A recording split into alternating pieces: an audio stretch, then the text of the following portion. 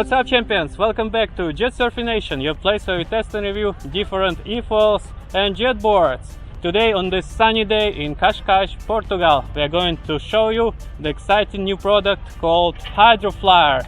Today joining us Andreas from eSurfer. Hey everybody. Welcome Andreas. And of course the team from Hydroflyer.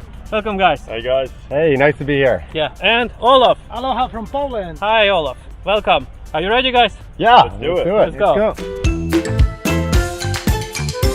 Hey Jerry, when did you come up with the idea and what was the reason behind it to do it a little bit different than, let's say, a traditional eFoil? So originally I started making eFoils about 5-6 years ago and was looking to do something different. I thought maybe about making something that could power into the surf. For me, I come from a background of racing mountain bikes and snowmobiles and things like that. And I always like to jump things. And I was really scared to jump in eFoil because sometimes you fall in front, you have really scary crashes and things like that, right? So because of my background, the idea of putting handlebars on it made a lot of sense. Going from 2 points of contact to 4 points of contact just allows you to do jumps, you can do harder turns. And then the other side of it is, I was always really nervous to put my friends and family on a traditional eFoil because, you know, that first day, the learning curve can be really steep, right? And people have, you know, the dangerous falls and things like that. Whereas with this one, you fall with the handlebars and the foil, the sharp stuff goes in the opposite direction of you. So I really don't worry about putting friends and family on it. So when people look at this product and they see the handlebar, they assume it's just for beginners. But what you're saying is completely opposite, yeah? Yeah, so I think that's the biggest misconception about this is that the handlebars are a tool just for learning. It definitely helps that way, but the original design thesis was, you know, to make it a bit more exciting, basically. So it really serves both the total beginner and the guy who wants to be, you know, more advanced as well. Yeah, I was just wondering if I saw this the first time, it's actually how do you get up? Will it actually, if it wants to fall, do you need to turn it around again, or will it automatically turn up? How does it work? How do I get started again? Yeah, no, it'll self-right itself, so you never have to turn it back up. You know, depending upon the size of the people, most people can just climb on the back, pull themselves on, stand up, and you're ready to go. A heavier person, maybe above 100 kilograms, may have to start on their knees at first, but it's very stable. Yeah, I'm about 100 kilos and I can stand on it stationary. You don't have to start on your belly or your knees. If you start from a dock, you simply step off the dock, hold the handlebars and pull the accelerator and you can go. And if you're starting from the beach, you can just swim out until it's deep enough to have the foil down and then just pull yourself up like you would a surfboard or a sup. You can use the handlebars to pull yourself up, and then you can either start on your knees or standing, and then you go that way. So just one more thing to clarify, you said it will actually automatically go up because the motor is much heavier than the handle? Exactly, yes. Okay. Yeah. Very cool. How long is the mast? 820 millimeters, so 82 centimeters. And just to be sure to cover the most frequent question, how is the safety regarding this handlebar? Some people were concerned about this sharp front. What do you think about this? Yeah, we hear that a lot from people online. It's really not an issue at all. We do make a bar pad like you can see here if people are really worried about it, but it's not something we've ever had issues with. What happens is the handlebars go down, you hit the water, and you fall to the side. And you know, because you're holding onto the handlebars, the fall is so much more controlled. All right, sounds good. This looks really big and bulky, but I think it's not so heavy. You just showed me you were easily carrying it around. What's the total weight of the whole setup? It's about 30 kilograms or about 42 with the battery in it. So it's really only a couple kilograms heavier than a regular eFoil. But most people are surprised that it actually feels lighter than an eFoil when you're riding it because you have the leverage from the bars, right? And so instead of trying to swing all that weight around with your feet, you've got an extra 2 points of contact there. And the whole system is installed using the screws, so it's rigid, it's not retractable. Yeah, so we went with 4 screws on the upper mast and 4 screws on the bottom mast. Pretty standard connections. We really wanted to keep this thing as strong and light as possible for our first models. And all the bolts are titanium too, so super light and super strong and corrosion proof. And I've seen on your website you're going to offer in different combinations, like build your own Hydroflyer, like different colors, sizes, riding with a handlebar or without. Is it something you're still going for? Yeah, very much so.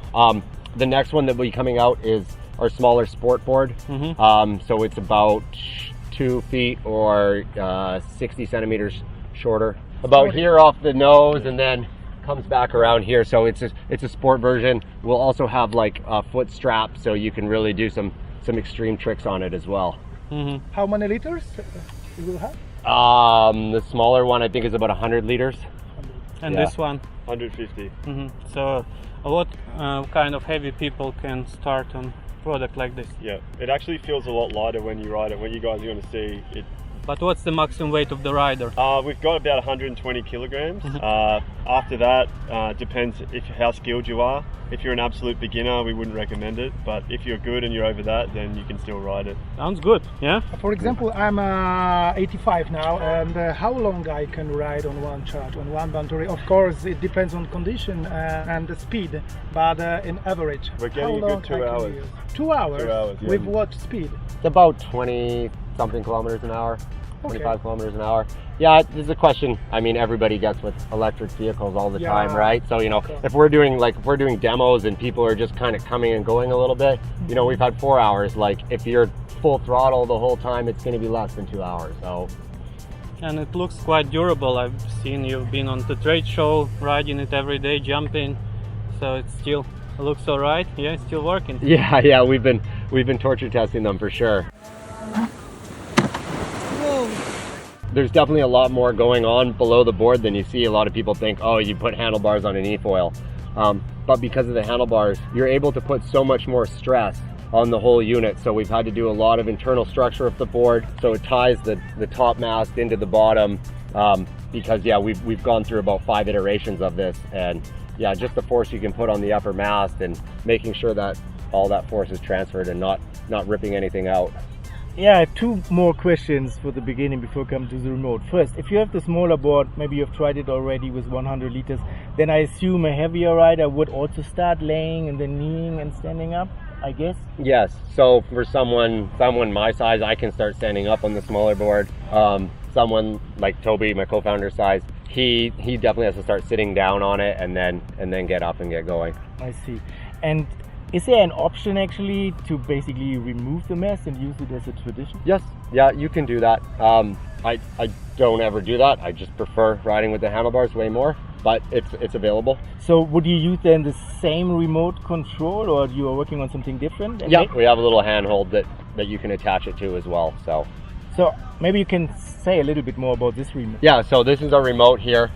Like a jet ski, it has a kill switch, magnetic kill switch, right? So if you fall off, kills the power, you just click it back on there to start. We've got a finger throttle like this.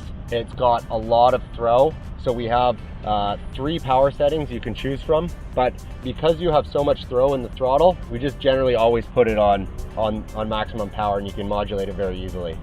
It comes off, quick release, comes off easily like that, and reattaches. Also has a reverse button here. Yeah, you see a lot of times with beginners, right? They come in close to the dock, right? And a beginner like a might, jet ski. yeah, like a jet ski. Yeah, I mean, Okay. prior to jet skis having reverse, right, there was a lot of accidents, so that was the idea there.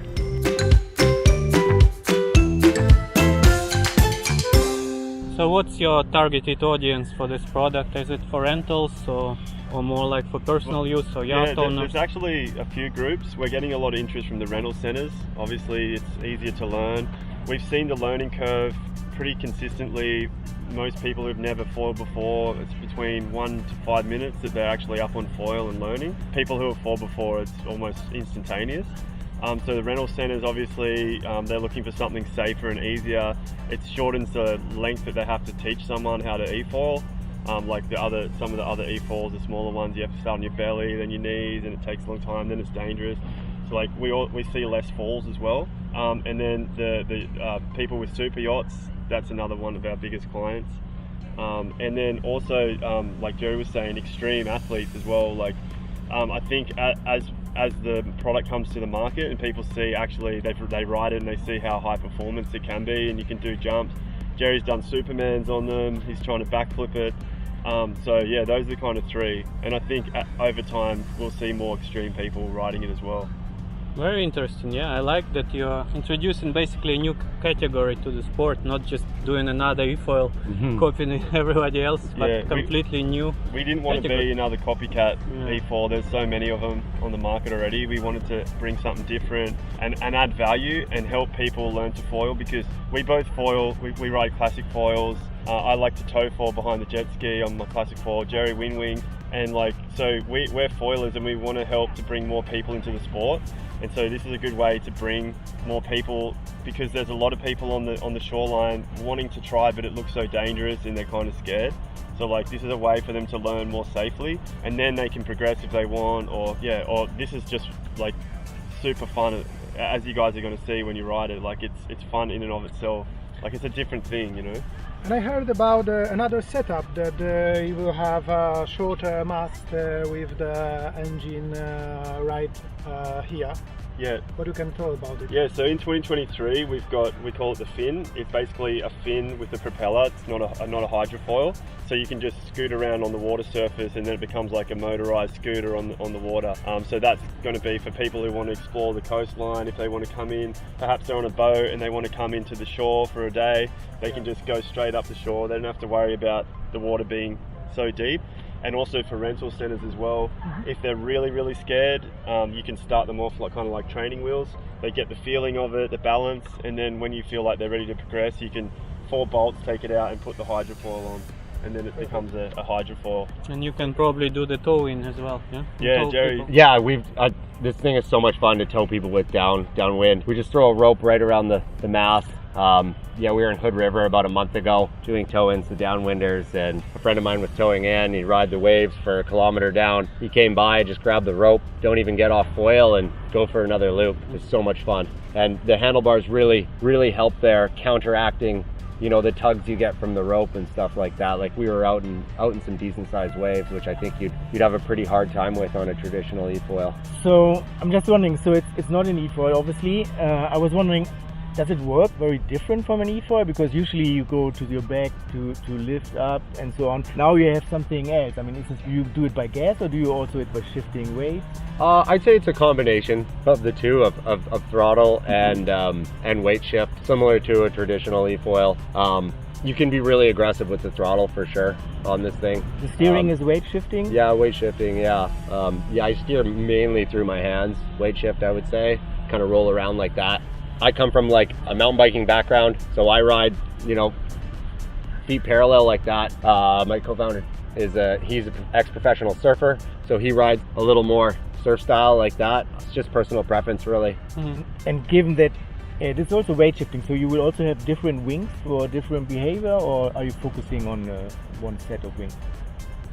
Yeah, we have 3 different wings at the moment. We're going to bring out more. This is the Viper 190. So another company that I co-founded is called eFoil. We do classic foils, and so we partnered up because most of the time when you're riding an eFoil, the only thing that's in the water is the mast, the wing. So it's really important to have a really good hydrofoil on the bottom. As you guys know, it affects performance so much, what the foil on the bottom.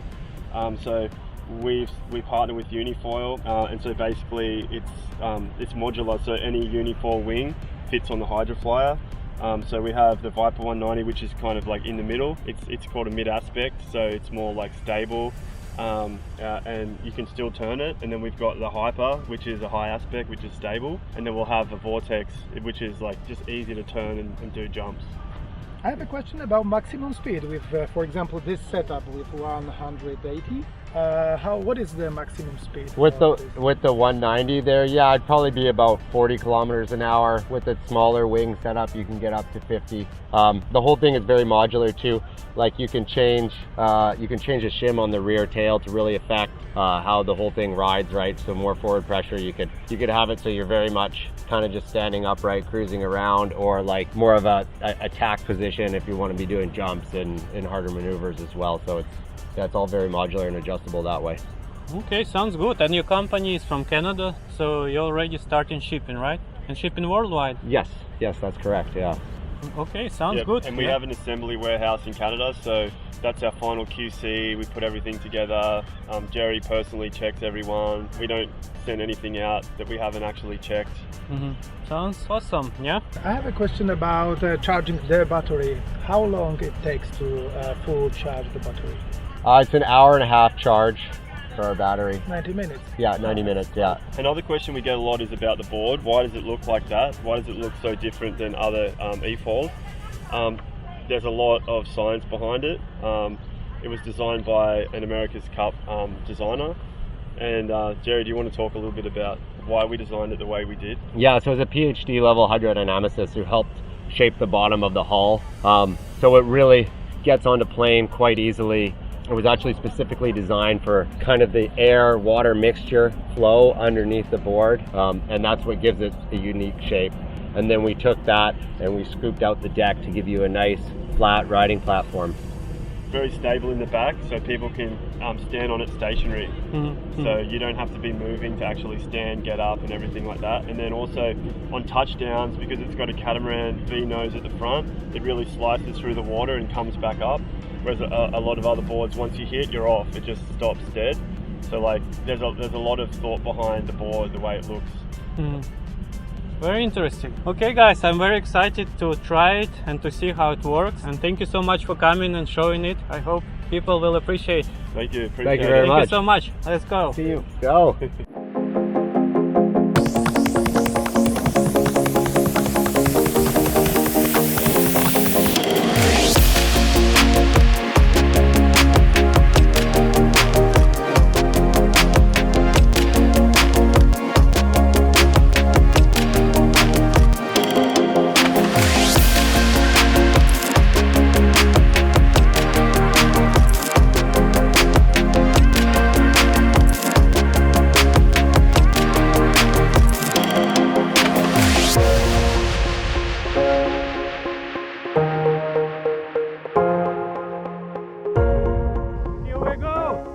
Hydroflyer. There you have it guys, Hydroflyer, another exciting toy to fly over the water. Completely different feeling, you should definitely try it out. That's all for today. As always, don't forget to subscribe. I'll see you next one. Cheers!